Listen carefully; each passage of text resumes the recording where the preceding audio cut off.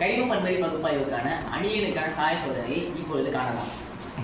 கொடுக்கப்பட்ட கரிம சேர்மத்தை சிறிதளவு சோதனை குழாயில் எடுத்துக்கொள்ளவும்.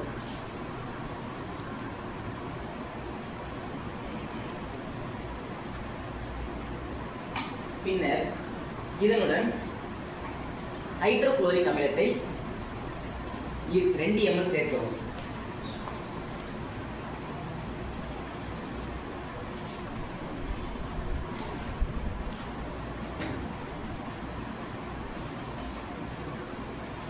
பின்னர் இதனை NaNO2 கரைசலை கொண்ட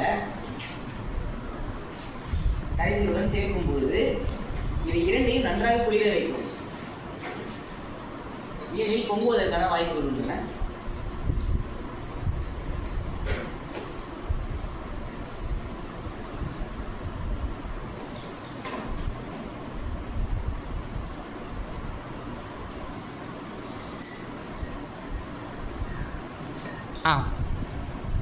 குளிர வைக்கப்பட்ட கரைசலை சோடியம் நைட்ரேட் கரைசலுடன் சேர்க்கவும்.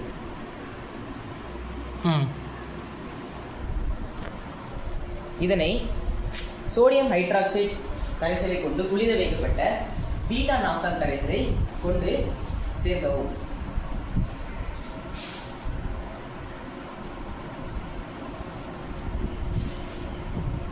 இப்போது பாருங்கள், மெதுவாக ஆரஞ்சு சிவப்பு நிற சாயம் உருவாகிறது. கரிம சேர்மமானது ஓரிணைய அமீன் என கண்டறியப்பட்டது. நன்றி.